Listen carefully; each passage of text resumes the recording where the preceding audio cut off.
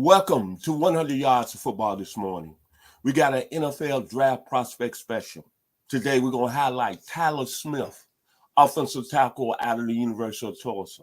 So if you like the video today, please come in and share. We'll surely appreciate it here at 100 Yards Football. I'm your host, Vincent Turner. And joining me, as always, to give us insight, to give all the history of these players. He's the best right now that I consider, with my vote, that does it on any level in the United States. I know right now we got the Senior Bowl going on, and we got all the scouts from all 32 NFL teams down there. But you know what? If I had to put my money on it, if I had to put my life on it, if I even had to put my reputation on it, I'm going with this young man out of Key West, Florida. He's got an outstanding book to back up why I consider him the best in the business. He's blowing up on social media. I got the facts. All you got to do is look at his Twitter page. He writes for one of the best draft sites in America, Draft Diamonds. But what I love about him, I love the hard work he puts in every week, every day. Right now, he's writing about 16 articles. SI for the Detroit Lions, SI for the New York Jets, along with the Draft Diamonds I just mentioned. But most of all, you're going to love him because he's got an outstanding book on Amazon. Whatever it takes, let me put it up to the screen now. And I guarantee you, and I promise you, you read this book, it will change your life. But I'm proud, I'm honored that he's joining me during this great times because we got the Super Bowl coming up next week. We got the NFL draft coming up in April in Las Vegas. My man, I know him as DK, Daniel Kelly, out of Key West, Florida this morning. How you doing, sir? Hey, I'm doing well, Mr. Turner. How are you? Hey, I'm doing fantastic, man. I'm ready to go. There we go. Let's get to Tyler Smith. Absolutely. Let me know what you like about him. Well, I like his size. I mean, this guy, as you see on your screen, he is a big guy, 6'6", 332 pounds. Out of Tulsa, and went back. I looked at him in 3 games. I'm one of the few, if not the only, draft analyst in America that's held accountable to the game film on a national level. I don't just shoot from the hip and say what I like and don't like about guys, and there's no politics involved with me. So I'm held accountable. So if you don't like the evaluation, go back and watch the games I'm talking about. Go back to 2021. This last season, with Tyler Smith and Tulsa played Ohio State, Oklahoma State, and Houston.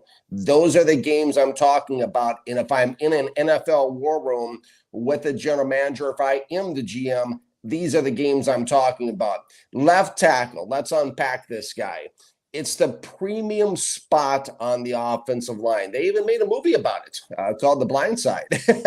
That's how important it is. Because predominantly most quarterbacks in the NFL are right-handed, so you are protecting the quarterback's blind side.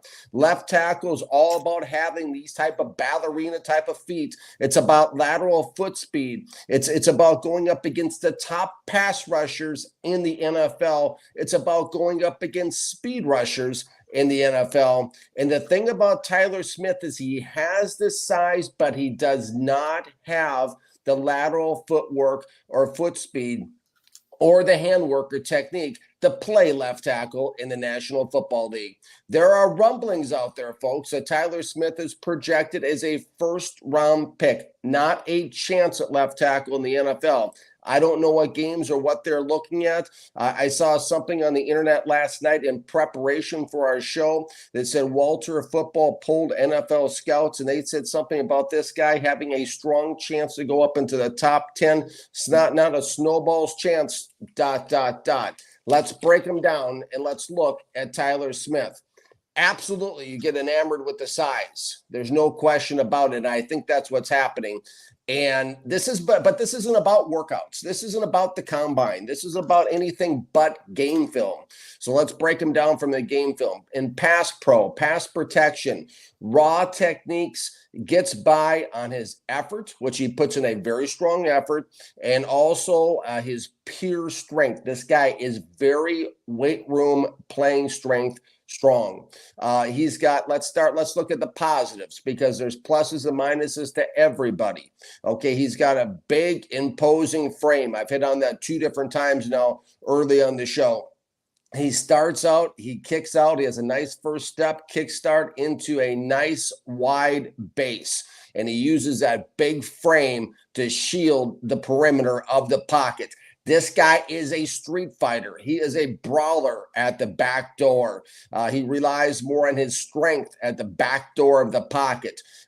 He looks to use that strength and that size to win in that effort. He gives a consistent, strong effort, and that's something that's very important to me. But those are the positives. Play after play after play. That's what you see on film.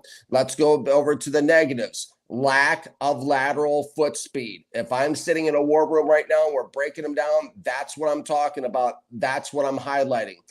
He has a tendency to stop moving his feet at the back of the pocket, at the back door, which the back door is back towards, the offensive lineman. The tackle kind of pulls out towards the perimeter, and then that back part there behind the quarterback's back is called the back door of the pocket.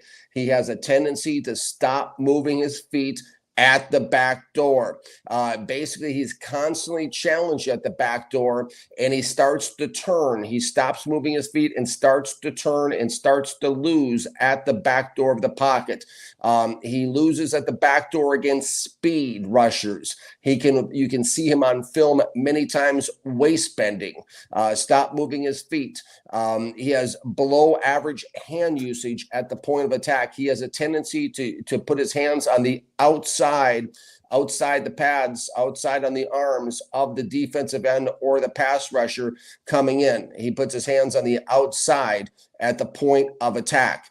The lack of foot speed, the lateral foot speed, and lack of hand usage can get him out of control, which leads to holding calls. I charted 3 holding penalties in 3 games. And on Twitter, the Jets Nation editor, Glenn Naughton, said, quote, glaring concern is the amount of holding calls he draws and gets away with. That's a huge concern, because what Tyler Smith will do is, if he starts to lose at the back door of the pocket, is he'll just take the guy down to the ground. And there's sometimes they call for holding and sometimes not, but you can't do that.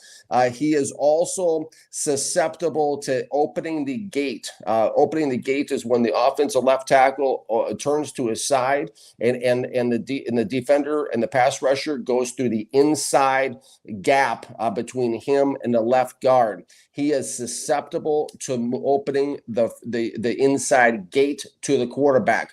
So really, guys, what we're looking at here in pass pros, we're looking at somebody who's a big, strong mauler with a strong effort level, who lacks technique in terms of footwork, in terms of handwork. He's very raw as a left tackle coming out in pass protection.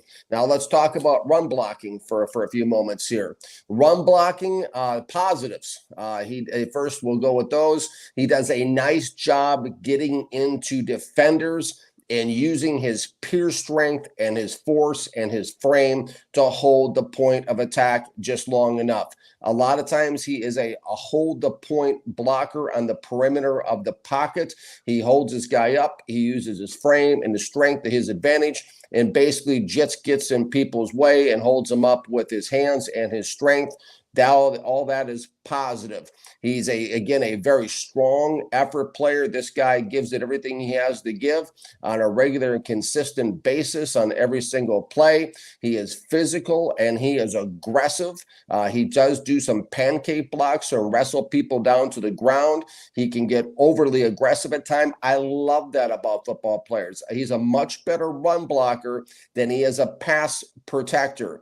He uses his frame again to seal off the edge. It's a nice job. He can also seal off the perimeter and get in people's way so you can have outside runs to his side on the left side of the line. Let's talk about negatives. This guy lacks foot speed again. He's inconsistent in space. He's a hit and miss guy in space at the second level where the linebackers play, and also further downfield. And he also doesn't hold up long enough or sustain some blocks long enough and his guy gets into the play. Back in the day, back when I was with the Jets, we had something called NFL Europe, which was a bunch of teams overseas and outside the U.S. for the most part that played. It was a developmental league to the NFL. I went down to Orlando every year at their training camps, and this guy Tyler Smith reminds me of what I would see at left tackle in the NFL Europe. He has the size, he has the strength, he gives the effort, but he is very raw at left tackle. He got by in the 3 games that he played in, I saw him in, but I think he'll struggle, especially at left tackle in the NFL. I am projecting him as a guard in the NFL, probably at left guard if I had to choose. If you insist on playing him at tackle, he's a 5th to 7th round, not even close to a 1st round prospect. At left tackle, he's a 5th to 7th round guy in my book at left tackle. However, if you're going to play him at left guard and keep him away from left tackle, you could possibly look at him in the 3rd to 4th round of the 2022 NFL draft. I like his effort again. I like the fight. And with this guy, I just would move him inside. The concern, guys, if he's starting to consistently and constantly lose battles at the back door of the pocket in pass pro at left tackle at the college level, what's he going to be like in the NFL? And here's another concern, too, is that when I watch the game film, you can go back and watch it for yourself against Ohio State and Houston. Things got kind of suspect at times to the point where they subbed in another left tackle into the lineup. And number 79 went into the game for stretches of time at the position. That was kind of odd. That kind of stood out to me. So this guy's not even on the field full time at left tackle. And other sites, too, around there, it doesn't seem like I'm standing on an island with this guy. Last night I read that Pro Football Focus has him rated 166 overall, and Pro Football Network does not even have them on their big board yet. These are the types of guys that where mistakes are made in the draft because you fall in love with the size, you fall in love with the drills. But again, guys, this business is about watching the game film because the film does not lie. Mr. Turner, what are your thoughts on Tyler Smith? Well, when I look at Tyler Smith, I look at a player that's nasty. You brought up some good points about him. Right now, he's flying up on the draft board. But my point is that if a team is able to draft him, the right team, I think this guy can develop into an outstanding football player. Take you back in time. Now, the 1993 draft. There was a young man that came out of Louisiana Tech, played at a small school, lightly recruited out of Pine Bluff, Arkansas, played with the New Orleans Saints. And I'm going to say this, what I'm saying, I'm going with a story. I got a good friend that's from my hometown, the 901, by the name of Eric Blunt, that played linebacker at the University of Houston. So he was in the New Orleans Saints training camp back in 1993. And he told me he seen this young man go up against Derek Thomas. Now, to pre-draft that year, everybody thought the Saints were crazy drafting this young man. But he got a little bit of this young man in him right here. Everybody saying he wasn't the 1st round pick. Everybody was saying that, hey, at the minimum, he might be 3rd or 4th. Then the guy wore glasses. But from the hand story that my man, my homeboy, Eric Blunt told me, this guy held his ground against Derek Thomas, who at the time was at the top of the game and rushing in the NFL. This was in training camp now. Willie Roaf. There you go. I remember there Willie Roaf. I remember him well. The same draft, a little bit. Willie Roaf had a better grade, but what I like about Tyler Smith, yeah, he got some flaws probably, but however, I like him being nasty. Against Cincinnati. Now, Cincinnati been to the college football playoffs this year. Against the Cincinnati team back in 2020. He played 72 snaps, 94% grade. That's against the Cincinnati Bearcats now. But another thing I like about him is that You mentioned the run blocking. He doesn't give up.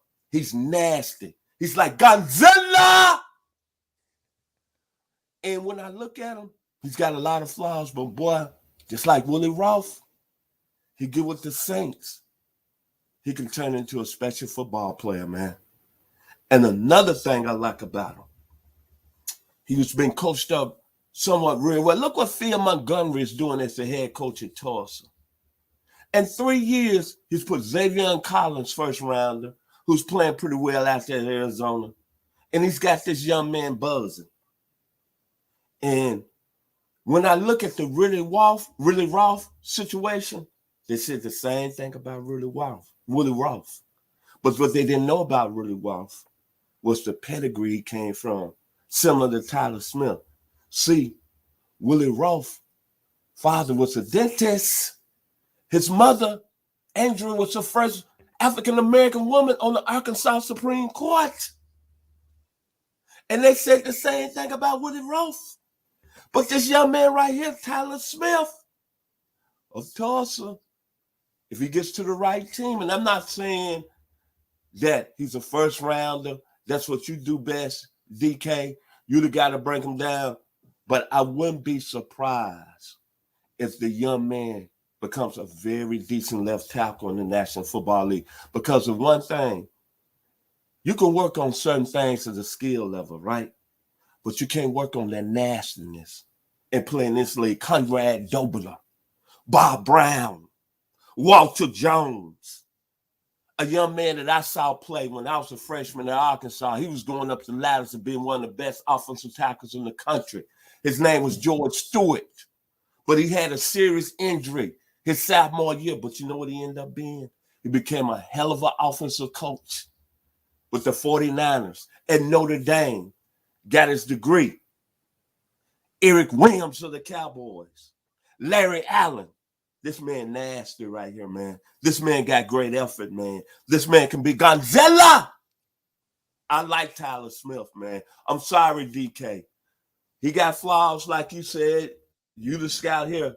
But when you look at it, you cannot sacrifice being nasty and having the effort. This guy don't hardly take plays off. That's my final words about the young man from Tulsa University. By the way, Steve Logic, Jerry Rome, 1964, Howard Twilley, Miami Dolphins Super Bowl champion on the greatest team. He comes from that pedigree in that school, man. Final words about Tyler Smith, Mr. Daniel Kelly.